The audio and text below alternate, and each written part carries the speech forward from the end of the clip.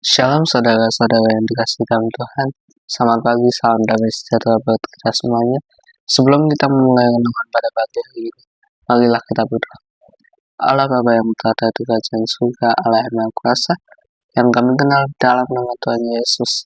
Bapa, terima kasih Tuhan atas segala anugerah-Mu, atas segala berkat-Mu dari tadi malam hingga pagi hari ini Tuhan. Terima kasih atas perlindungan semalam Tuhan, sehingga kami boleh istirahat dengan nyenyak dan kembali pada pagi hari ini. Bangun dalam keadaan sehat dan penuh semangat untuk melaksanakan setiap aktivitas kami. Terima kasih atas cuaca yang cerah, hari yang cerah, udara yang segar yang Engkau berikan pada setiap hari. Sebentar kami mendengarkan firman-Mu, Engkau berkati kami, Engkau buka mata hati dan pikiran kami Tuhan. Utuslah Roh Kudus untuk menyingkapkan setiap selubung-selubung kami Tuhan, dan untuk memberi wawasan kami lebih lagi Tuhan akan pengetahuan akan. Terima kasih Bapa, terpujilah nama Tuhan dan sepanjang masanya di dalam nama Tuhan Yesus. Amin. Shalom saudara yang dikasihi dalam Tuhan. Renungan pada hari Rabu ini, pagi hari ini diambil dari Matius 16 ayat yang ke-24 hingga yang ke-26. Demikianlah firman Tuhan. Lalu Yesus berkata kepada murid-muridnya, setiap orang yang mau mengikuti aku, ia harus menyangkal dirinya, memikul salib, dan mengikut aku. Karena barang siapa mau menyelamatkan nyawanya, ia akan kehilangan nyawanya. Tetapi barang siapa kehilangan nyawanya karena aku, ia akan memperoleh. Apa gunanya seorang memperoleh seluruh dunia yang dapat diberikan seluruh dunia, tetapi kehilangan nyawanya? Dan apakah yang dapat diberikannya sebagai ganti nyawanya? Amin. Saudara yang dikasihi dalam Tuhan, Tuhan Yesus pada hari ini mengingatkan kembali kepada kita akan 3 prinsip kekristenan dalam perihal mengikuti Yesus. Ini kata istilahnya, bahasa mudanya adalah tentang apa saja syarat atau bagaimana yang harus kita lakukan. Apa saja yang harus kita lakukan untuk mengikuti Yesus sebagai juru selamat kita. Amin. Yesus kata, setiap orang yang mengikuti aku, ia harus menyangkal diri. Sering saya ungkapkan 3 syarat ini dalam video-video saya yang sebelumnya. Menyangkal diri artinya menyangkal diri kita. Diri kita tuh apa sih? Diri kita, daging kita, keinginan kita, ego kita, itu disingkirkan terlebih dahulu. Tidak usah dipentingkan terlebih dahulu. Karena hal mengikuti Yesus adalah bagaimana kita mengikuti Yesus. Bagaimana we follow Jesus. Kita mengikuti setiap arahan Tuhan. Dan bukan mengikuti keinginan kita, bukan mengikuti ego kita, bukan mengikuti dunia ini, bukan mengikuti hal-hal dunia yang ada di luar sana. Mengikuti Yesus yang pertama-tama menyangkal diri. Menyangkal diri adalah kita merendahkan diri, bahwa kita sebenarnya tuh butuh Tuhan. Kita sebenarnya jauh daripada Tuhan, makanya kita butuh mendekat sama Tuhan. Amin. Menyangkal diri ini juga bisa berarti bahwa kita sebagai manusia yang banyak dosa, manusia yang lemah, kita datang ke hadirat Tuhan, kita membawa hati kita, membawa hidup kita, agar Tuhan berkenan dan mau untuk melawat hidup kita, untuk mau mengampuni kita, untuk mau memberkati hidup. Saudara yang dikasihi dalam Tuhan, ada satu lagu yang mengingatkan kita untuk ini. Judulnya adalah Sujud di Altar. Bila hati terasa berat, tak seorang mengerti bebanku, ku tak Yesus, apa yang harus ku buat? Dia berfirman, mari datanglah. Dia selalu pedulikan aku. Ku datang, Yesus. Amin. Kita datang pada Tuhan. Kita merasa hidup kita banyak beban, kita merasa hidup kita lemah, merasa hidup kita hancur atau lagi dalam keadaan yang rendah, kita datang pada Tuhan. Itu sebagai salah satu perwujudan tindakan nyata sebagai wujud penyangkalan diri kita. Karena dengan itu kita merasa bahwa kita masih membutuhkan Tuhan. Kita merasa bahwa kita sebenarnya jauh daripada Tuhan. Oleh karena itu kita datang pada Tuhan. Kita datang ke hadirat Tuhan. Kita datang ke altar Tuhan untuk merendahkan hati kita, merendahkan diri kita. Dikatakan, barang siapa yang merendahkan diri akan kutinggikan. Amin. Barang siapa orang bodoh yang dipilih akan menang melawan orang pintar yang di dunia ini. Amin. Jadi ketika kita merendahkan diri, kita merendahkan hati kita, kita memfokuskan segala sesuatunya kepada Tuhan. Makanya Tuhan sudi dan Tuhan mau untuk melawat kita. Tuhan mau untuk menggendong kita, menggandeng tangan kita, menuntun langkah hidup kita. Itu pertama, menyangkal diri. Next, yang kedua ada memikul salib. Sebenarnya apa itu salib? Salib dalam tradisi Yahudi adalah sebagai lambang atau batu sandungan atau sebagai simbol bahwa orang itu adalah orang yang terhina. Itu adalah pandangan masyarakat zaman dahulu. Tetapi ketika Yesus sudah memakai salib itu, sudah merendahkan diri untuk menderita dalam salib, itu artinya bahwa Yesus sudah mau atau merelakan hidupnya untuk menebus dosa manusia.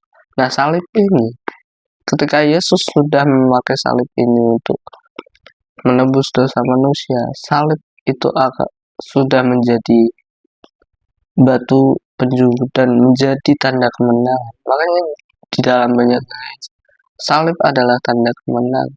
Memikul salib itu berarti bukan sekedar memikul beban kita, bukan sekedar memikul perkara-perkara yang kita hadapi. Ya, memang banyak perkara-perkara, pergumulan, masalah-masalah yang kita hadapi. Tetapi pada intinya memikul salib adalah membawa segala perkara kita, segala permasalahan kita, pergumulan kita, doa-doa kita, permohonan-permohonan kita ke hadapan Tuhan. Amin. Memikul salib inilah juga diartikan bahwa kita mau dan sanggup menyerahkan seluruh hidup kita kepada Tuhan. Amin. Ketika kita menyerahkan kehidupan kita kepada Tuhan, ketika kita menyerahkan segala yang kita mohonkan kepada Tuhan, amin, Tuhan juga yang bertanggung jawab pada hidup saudara. Dari awal pagi hingga malam hari. Makanya saat teduh itu penting. Saat teduh, berdoa, baca firman, ke gereja, punya komunitas rohani itu sangatlah penting. Demi apa? Untuk menumbuhkan iman saudara, untuk menguatkan iman saudara. Makanya daripada itu, memikul salib bukan berarti, bukan semata-mata berarti secara harfiah itu adalah negatif, itu adalah memikul penderitaan. Tetapi memikul salib yang dimaksudkan Tuhan Yesus adalah bahwa kita mau dan terus membawa salib kita, membawa penderitaan kita, membawa masalah kita, permohonan kita ke hadapan Tuhan. Kita anak Tuhan, kita anak Bapa, kita anak Allah. Kita punya Bapa daripada segala Bapa, kita punya Raja daripada segala Raja. Roh kita lebih besar daripada segala roh yang ada di dunia ini. Masa kita kalah dengan keadaan dunia? Masa kita kalah dengan orang-orang dunia ini? Kita lebih dari pemenang, saudara. Kita lebih dari pemenang. dan permasalahan yang kita hadapi itu pasti tidak akan lebih kemampuan Tuhan. Bapak tidak akan memberikan anaknya kalajengking ketika ia meminta telur, meminta ikan. Tetapi justru Bapak merangkul anaknya yang bertobat, yang mau pulang, yang mau datang kepada Bapak. Itulah sosok Bapak yang penuh kasih. Oke, sekarang yang terakhir adalah mengikuti Yesus, mengikuti aku. Mengikuti Yesus ini maksudnya kita mengikuti segala perintah Tuhan. Kita mengikuti apa kehendak Tuhan. Oh, Tuhan itu mau Tuhan. Makanya Maria berkata, aku ini hamba Tuhan, terjadilah padaku menurut perkataanmu. Sebaiknya kita bersikap seperti Maria, punya hati seperti Maria, dimana ketika Tuhan tunjuk kita, ketika Tuhan pilih kita yaudah manut Gusti, kita tetap berserah sama Tuhan. Apa sih yang mau Tuhan kehendaki dalam kehidupan saya? Apa sih yang mau Tuhan percayakan dalam kehidupan saya? Apa sih kehendak Tuhan dalam kehidupan kita? Rencana-rencana Tuhan, waktu-waktu Tuhan itu apa? Ketika Tuhan sudah memilih kita, ketika Tuhan sudah memberitakan janjinya kepada kita, rancangan-rancangannya kepada kita, maksud hatinya kepada kita, percayalah, ketika Tuhan sudah memilih kita, itu artinya bahwa Tuhan sudah mempersiapkan yang lebih baik yang ada di masa depan. Mungkin tidak sekarang, mungkin masih beberapa lama lagi. Sama seperti ayahnya Yohanes Pembaptis. Dia yang sudah tua, mandul, tidak punya anak. Tetapi apa firman Tuhan? Jadilah perempuan ini mengandung dan lahirlah Yohanes Pembaptis. Sama seperti keluarganya Maria. Mereka masih bertunangan. Yusuf sama Maria masih bertunangan, belum menikah, belum melalui adat resmi. Tetapi Maria atau Tuhan justru menyatakan bahwa Maria akan hamil, akan mengandung bayi yang akan dinamakan Yesus. Amin. Dan itulah kehendak Tuhan. Kehendak Tuhan itu mungkin di luar nalar kita, di luar pemikiran kita. Mungkin adalah sesuatu hal yang tidak biasa kita alami, tidak biasa kita rasakan, atau mungkin sesuatu yang spektakuler, tidak terduga. Kita tidak tahu pemikiran Tuhan. Oleh karena itu kita tetap mengikuti Yesus. Kita tetap bersandar sama pemikiran Tuhan. Apa keinginan Tuhan dalam kehidupan kita. Amin. Next, ayat selanjutnya, ayat yang terakhir. Karena barang siapa mau menyelamatkan nyawanya, ia akan kehilangan nyawanya. Tetapi barang siapa kehilangan nyawanya karena aku, ia akan memperolehnya. Apa gunanya seorang memperoleh seluruh dunia, tetapi kehilangan nyawanya? Dan apakah yang dapat diberikannya sebagai gantinya? Saudara yang dikasih dalam Tuhan. Kedua ayat terakhir ini bermakna bahwa dalam kehidupan di dunia ini itu sifatnya sementara. Dalam istilah bahasa Jawa, wong urip ki mung mampir ngombe.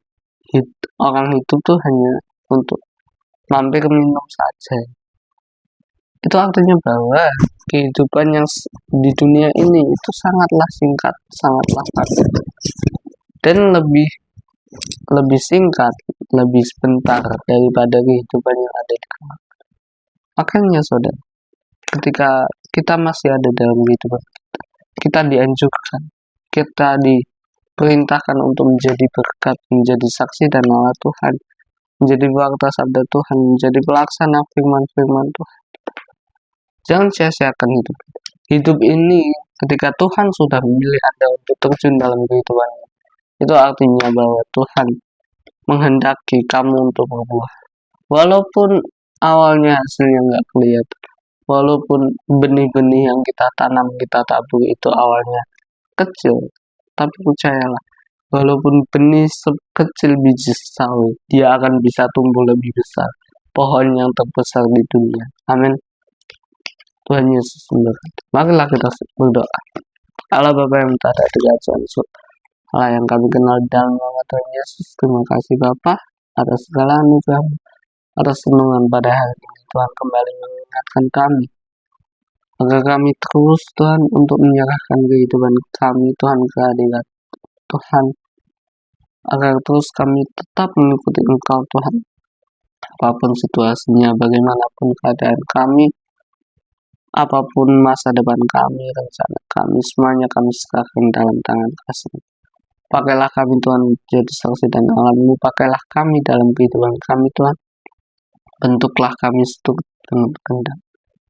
Terima kasih Bapa, pakailah kami menjadi pewarta sabda-Mu, pakailah kami menjadi pelaksana firman-Mu. Hanya di dalam nama Tuhan Yesus kami berdoa dan mengucap syukur. Terpujilah nama-Mu Tuhan dan sepenuhnya masa. Amin. Tuhan Yesus memberkati.